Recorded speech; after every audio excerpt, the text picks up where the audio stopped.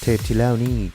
น้องๆนางแบบและนายแบบทุกคนก็ได้รับการโมดิฟายปรับเปลี่ยนลุคและบุคลิกภาพกันไปแล้วเฮาก็ได้ไอ้แจ็คผู้เชี่ยวชาญที่มีประสบการณ์หลายกว่า8ปีเข้ามาปรับเปลี่ยนลุคของน้องๆให้เด่นและมีความเป็นเอกลักษณ์หลายขึ้นอีกซึ่งในการปรับเปลี่ยนเทื่อนี้ก็มีผู้ที่ถึกใจและบ่ถึกใจไปตามกันถ้าน้องฮู้ว่าตัดผมออกมาเป็นจังซี่นะน้องบ่ขอตัดดีกว่าและยิ่งไปกว่านั้นเฮายังได้หมอบุ้งจาก SK Clinic เข้ามาช่วยในการปรับรูปหน้าของน้องๆให้เด่นขึ้นเติมอีก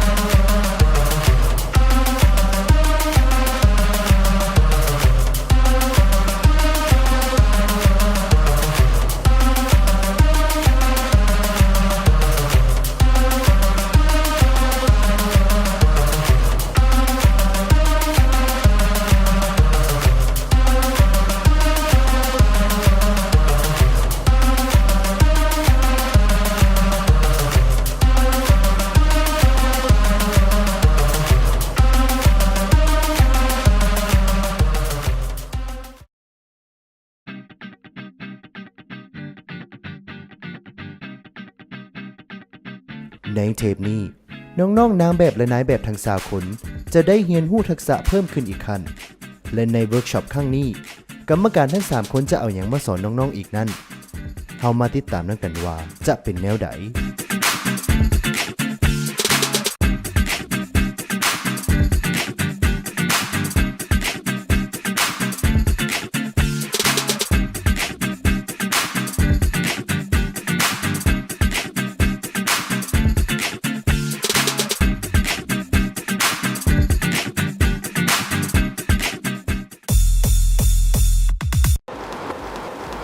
สบายดีว้าวทุกคนดีขึ้นหลายเนาะไว้ฟังมาทุกคนคงจะพอใจกับลุคที่ตัวเองได้ครับและก็หวังว่าต่อไปทุกคนจะได้เจออีกอย่างที่ให้ตัวเองดีขึ้นและพัฒนาอีกหลายกว่านี้อีกและในรอบนี้จะเป็นรอบทำอิฐที่ทุกคนจะได้เรียนรู้การปรับอารมณ์ที่สื่อออกมาทางสีหน้าและสายตาซึ่งมันเป็นสิ่งสำคัญหลายเนาะสำหรับน้องๆและมื้อนี้ทุกคนจะได้เฮ็ดเวิร์กช็อป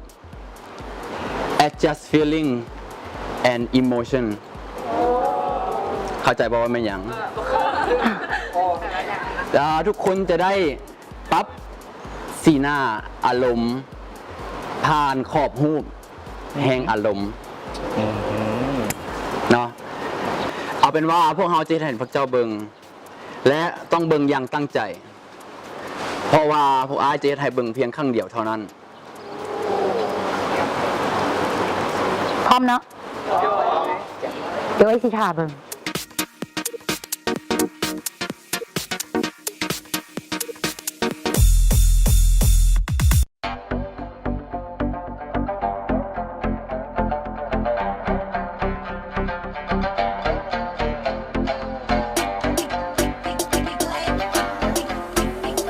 เวิร์กช็อปของมื้อนี้กรรมการทั้ง3ท่านก็ได้ตั้งโจทย์ให้น้องๆทุกคน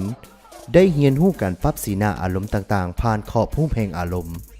และไผที่จะเฮ็ดออกมาได้ดีกว่ากันนั้นเฮาต้องมาลุ้นนำกันว่าจะเป็นแนวใด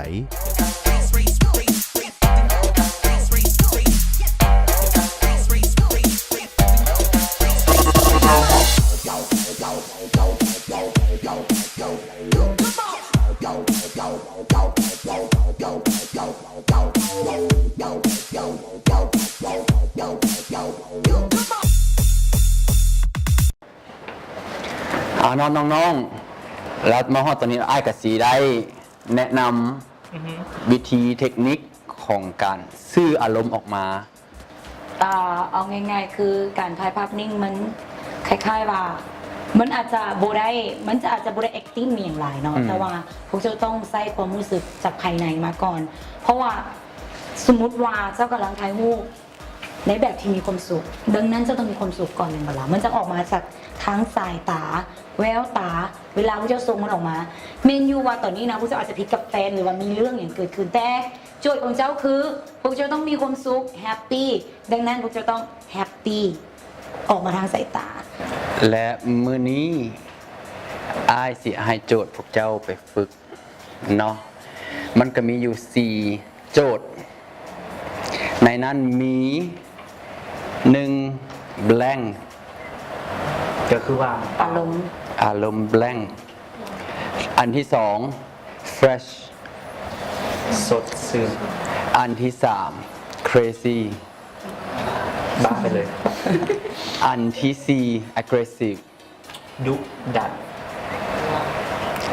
คือเจ้าสิสื่อสารอารมณ์ใดก็ได้ แต่อย่าลืมมาพวกเจ้าเป็นโมเดล crazy มันก็มีหลายแบบ crazy เป็นโมเดลไม่ได้ crazy ให้งาม ให้เป็นโมเดล ตีโจในแตะแค่นั้น โอเค ทุกคนไปเตรียมตัวซะ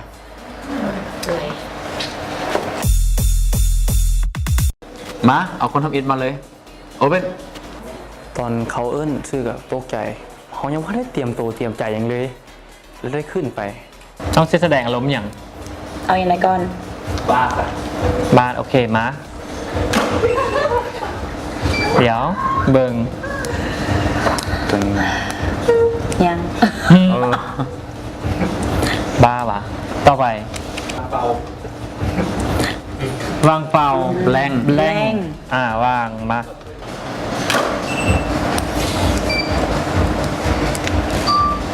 ที่อารมณ์ใครจะไปเฮ็ดได้ โอเค ต่อไปเป็นอย่าง fresh ขึม คือมา เพิ่ม โอ้ ดีขึ้นหืม ถ้าเป็นคนยิ้มอะเป็นอารมณ์แบบว่าดูตาเบิกโพง โอเค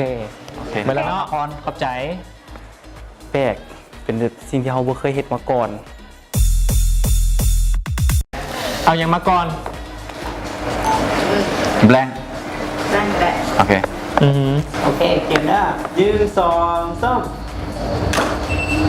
ลี่ยนต้องมือจับ ไอ้มึง นับเต็งแล้วอ๋อ เอาต่อไป crazy อันนี้เป็น crazy เลย บอต่อไป fresh ถ้าออกจะหน้าบอกให้กันนะ ดุดัน เอาคอฟฟี่ขอซับมานี่ เอาแปลงมาซับแบบละเมอ มา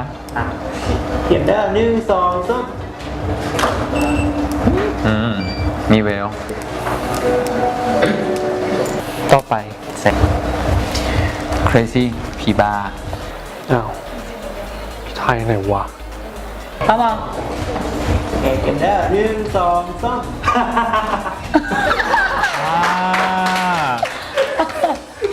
สดซื่นดุดันดุเดือด โอ้ โอ้โอ้โอ้หล่อ โอ้ ดีก็คิดว่าดีได้ก็คิดว่าได้หลายคนอื่น ก็ดีทุกอารมณ์ ถ้าหากว่าห้องนี้นางแบบนายแบบให้ออกมาแล้วได้ดีเฮ็ดได้ทางอารมณ์ที่เขาวางไป4อารมณ์นั้นเนาะแล้วก็จะเฮ็ดออกมาได้ดี เก่ง ดุดันมา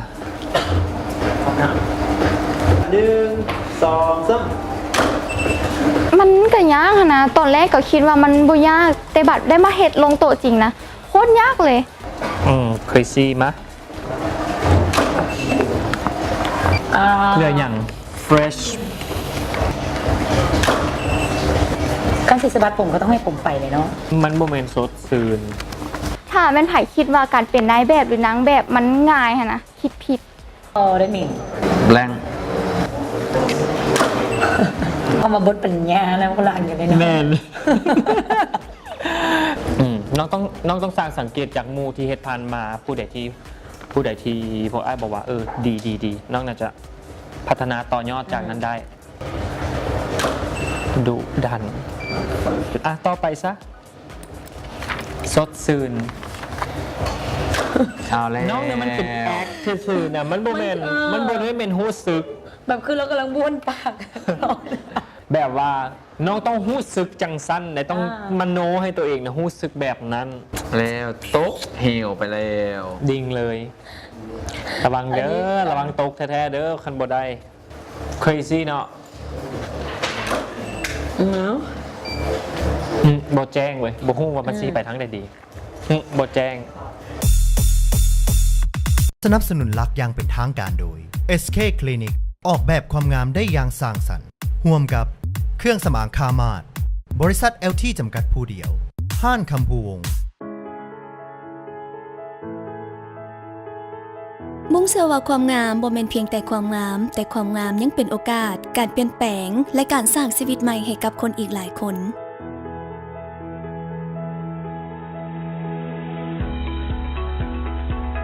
ความฝันอีกอย่างหนึ่งของบุ้งคือการมีคลินิกที่มอบความงามให้กับทุกคนได้